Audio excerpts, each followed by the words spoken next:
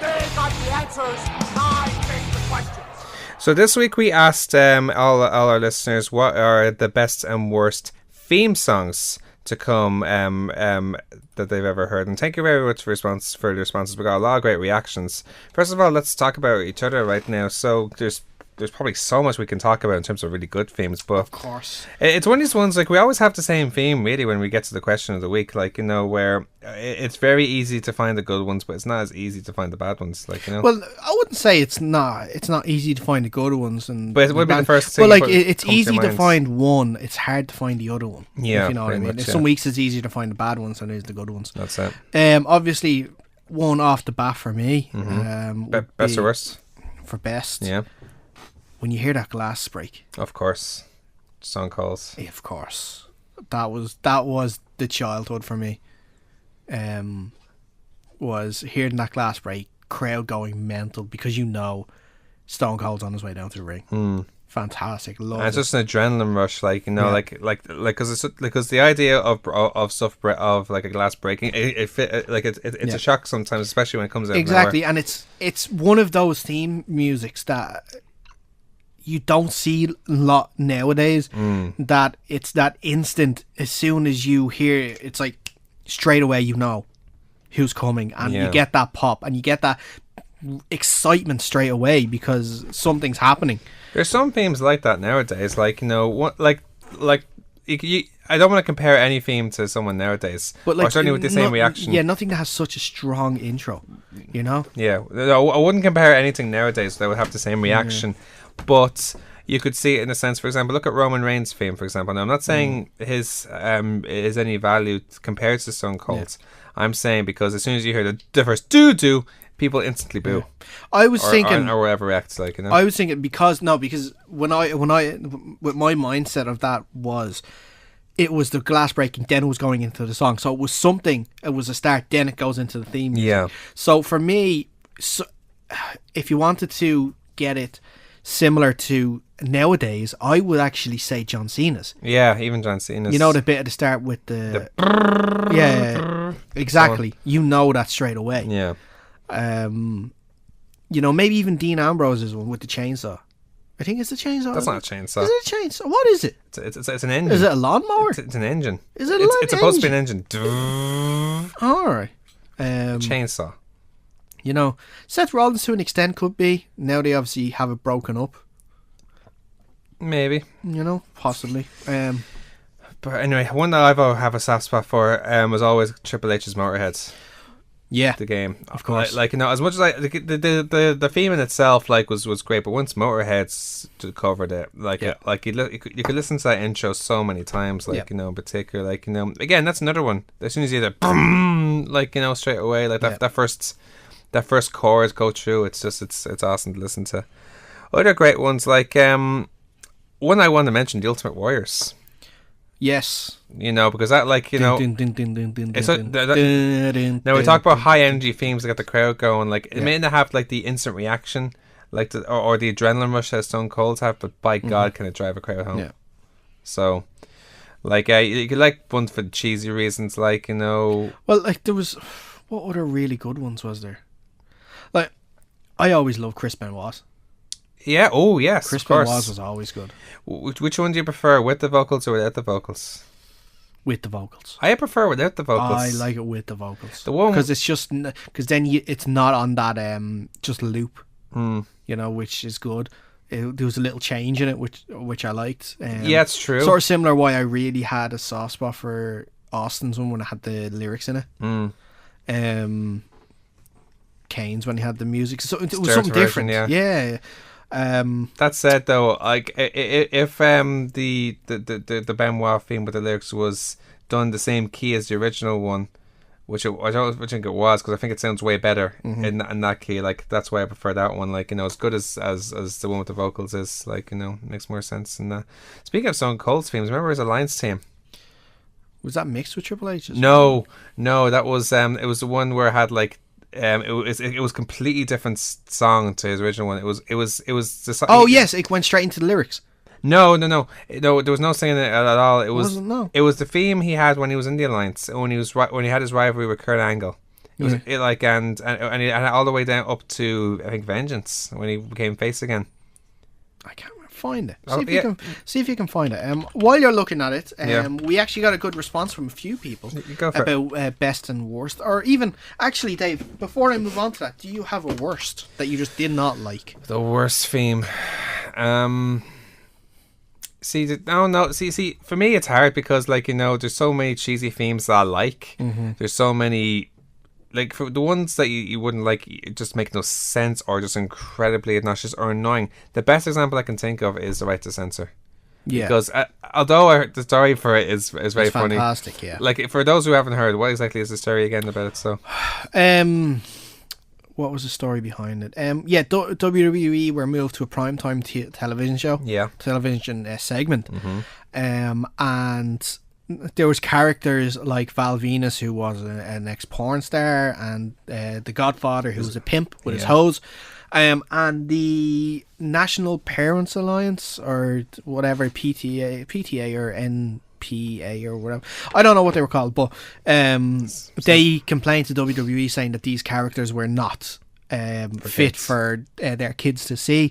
So WWE and they pointed out Val Venus and The Godfather. So what they did was Stevie Richards came up with the idea, why don't we just be a piss take of these guys, be the right to censor, and then that's when they got Godfather to become the good father, and they hated fun pretty much. Anything to do anything untoward, and they hated. What's so annoying about that team is that for me it's the opposite of Stone Cold's. Yeah. No one wants to hear sirens. No one wants to hear alarms. Yeah. That's why we turn them off as soon as we wake up. Yeah. Like it's so obnoxious, and we don't want to hear it. That's why it got such a.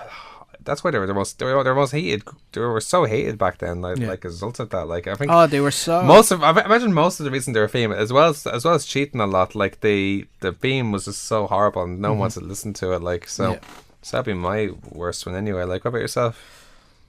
See, it's hard, isn't it? It is really hard. You mentioned a few to me, and when I heard them, I remember, and I thought how they were awful. Do you want me to play the one that I think you dislike the most? Go for it. Oh, it's this one. I can't stand this either. Hang on. I got everything I wanted, and I'll never give that back. Oh, I know you hate that factor, but you ain't gotta look at me like that. I said you ain't gotta look at me. I'm blowing this down. I can't bear it. It just sends like a horrible shiver down your spine, doesn't it? Literally. Oh, it's so cringeworthy, isn't it? Yeah. For those who don't know, that was XFactor. Like, for those who don't know, XFactor was between WrestleMania 17 and the Alliance storyline. They were X-Pac teamed up with Albert and Just Incredible, and that was one of 3 theme songs. They actually changed it very quickly to one that their themes in general weren't the greatest. Like, they had 3 themes, and I didn't think highly of any of them, but that was by far the worst. It was really, really bad. Oh, that's who's bad was whose theme was really bad actually. Heidenreich's. Really? Yeah, it was just Heidenreich. I don't know, I like the military sound to it. Here's Stone Cold's theme actually, now they found it, by the way. That theme. I don't remember this. Don't remember this? No. Maybe it was a repressed memory because it was so bad. Well, it was during.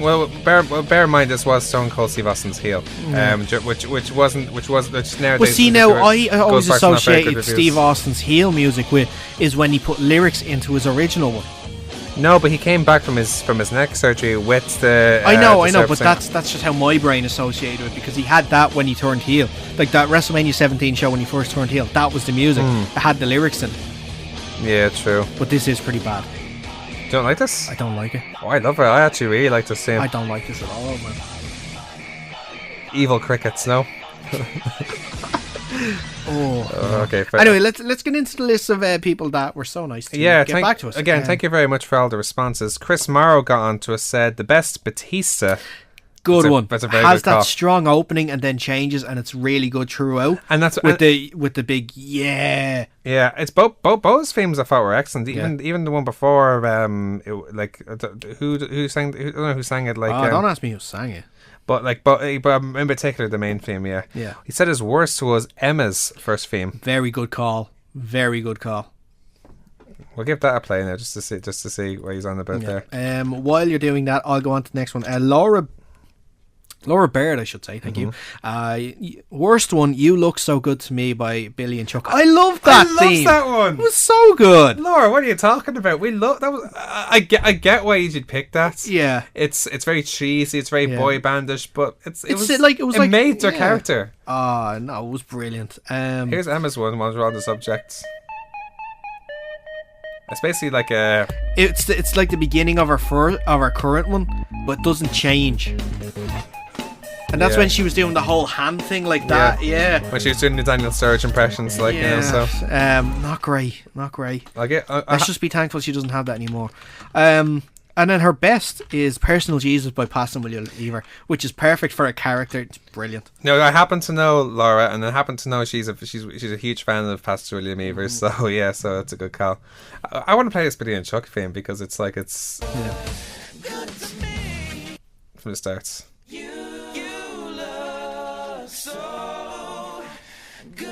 I mean, it's one of these teams you just want to break your shirt off to it and just rub baby oil on you or something like that. What? Did I say it out loud? Dave. I'll turn it off. Let's move on. Miriam Nakeba got in touch and said, worst hands down, The Big Show. I guess it was a little plain, yeah. It's a big show, big bad show tonight. Here's the thing, but I'm on the fence with this one. I think it's, at this stage, it's more iconic because it's been around for so long. Do you prefer his original version or the one with the rest of your vocals? I think the vocals. Yeah, the original one. I love the one with the vocals. The recent one, you mean? Yeah. Okay, I prefer the older one actually. Really? There. So okay, we'll move on. And David Cullen, obviously of other pastures in Ireland. I think around Wexford he's from. Indeed, yeah. Worst girls in cars for Strike Force. Can't say I know this one. I'll play this one. I heard this the other day. It's one of these cheesy 80s ones. Okay. I personally don't think it's that bad, but I have to commend. I love his best one. What? Line in the Sand by Evolution. Oh, it's fantastic song. It's as good as it gets. Here it is anyway.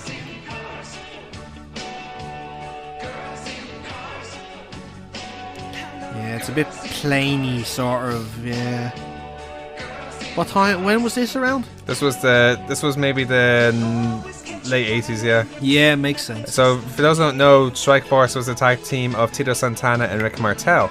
Yeah. Who went on to be WWE Tag Team Champions in their reign as well. Very successful tag teams. So, but no, Evolution, Line in the Sand. I mean, you can't really ask for that's a really good one actually. So.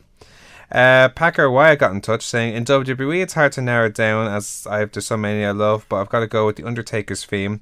Outside WWE, British Strong Style, Jurn Simmons, Shane Strickland and the Kings of the North. All huge shouts. Yeah, Kings Jurn of the North. Simmons, fantastic. Yeah, British Strong Style, obviously. Oh, I love that. I love that song. Like, you know. Kings of the North are fantastic. Both versions are fantastic. Of course, yeah. Yeah, I can't complain with any of them. Yeah, absolutely. Obviously, didn't say a bad one because it's hard to think of a bad one. Again, isn't it? It's really hard. But we'll move on to Andrew McMahon's one. And worse has to be this garbage of Undertaker's You're Gonna Pay, going in from something so iconic to Limp Bizkit to something that's even more trash when it has to make it worse. So it's obviously not a fan of Badass Taker. It's interesting. American Badass Taker. It's interesting because the Undertaker's there's a variation of themes that we could say are bad and worst. I agree where he's coming from with the Gonna Pay one. I think that's by far and away the worst theme Undertaker's had in my personal opinion. Which one was that now? That was the last one he had under his American Badass theme. Yeah. Under his in the American Badass gimmick. So when he faced Vince in the Buried Alive match, that was his theme. Yeah, it was pretty bad actually. I just remember now. Yeah, like his American Badass teams, obviously they weren't the greatest. Like, they're covers. Obviously, yeah. Limp Bizkit's was obviously it gets the iconic because that was the most well known one. But Kid Rock's one though. Yeah. What about Kid Rock? His when he first came back. Yes, I thought it was good. Well, one of my personal favorite though is Undertaker's Ministry of Darkness theme. I have a huge hot soft spot for that because it's so evil. Yeah, it's so demonic. Like, you know, I'm more than okay with that theme anyway. Now, I love this next answer because I love the detail of it. From Marcus Alexi Coprahiti, if I'm pronouncing that correctly. Best for me is Christian Cage's Takeover, composed by Dale Oliver for his total non-stop action wrestling years, especially the Victory Road '06 pay-per-view version, which he had the extended intro to. I love his detail, by the way. Yeah. A real made-to-order theme song for a world champion. Such an uplifting and motivating track. I'll give that one a play just so I can find a...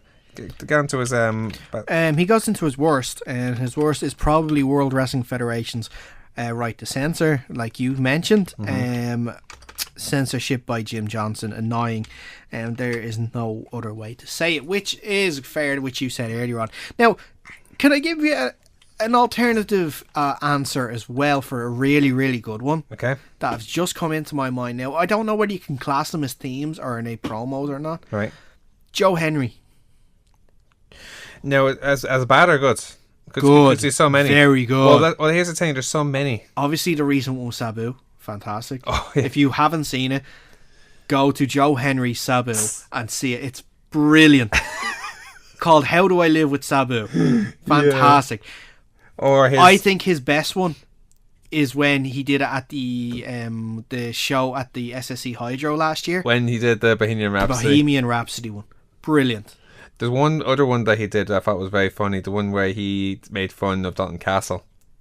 It wasn't for ICW. It was for I don't know what the wrestling promotion was. Discovery Wrestling, I think. I don't know if they're in the UK. If we're in the UK, they're in. But like here's Dalton Castle, who at the end going, God, that was spectacular. Like, this is, and here's a guy who's like a real showman. So you imagine it'd be hard to please. Did you obviously saw the highlights of the Global Wars events last week? Bits and pieces. Did you see the bits and pieces that Dalton Castle did with Cody Rhodes?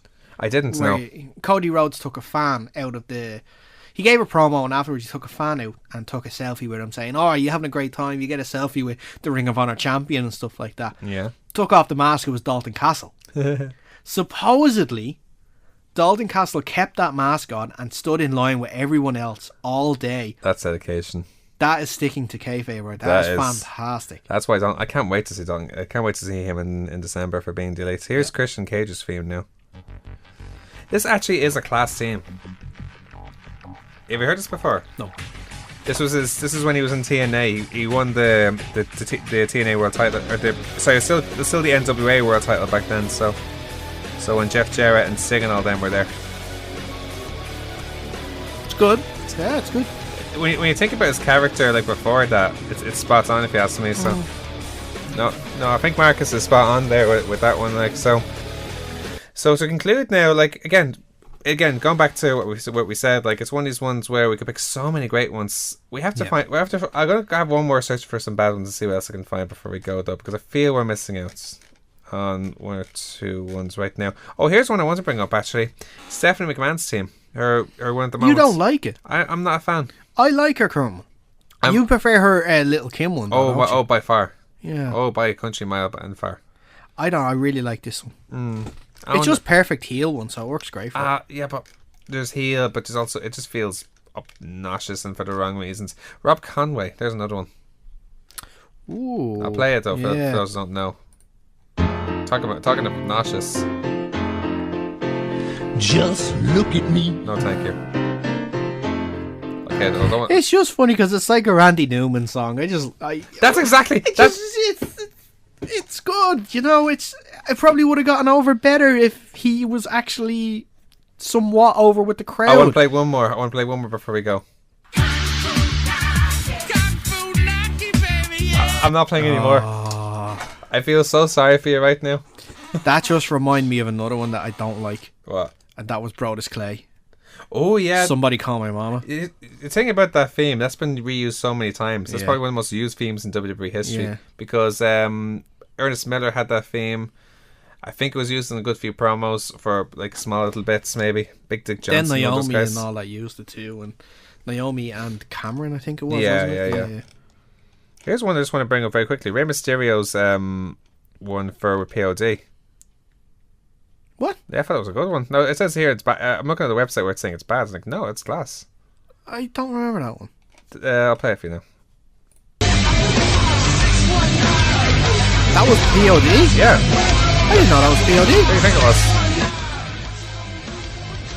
That's class. That is so iconic. Why would that be considered bad? I don't know. I disagree with that one. I didn't know that was POD though. See, it's again, again, it's one of these things where it's so divided in opinion. We could be here all day. Like, you know, we disagree on a few. I just like Stephanie's. You like it. You like it. What do you like that I don't like? You mentioned one there. That I like that you don't like. Yeah. Stephanie Mangs. No, no. There's another one. That I like that you don't like. Oh, we should really remember this, shouldn't we? Yeah.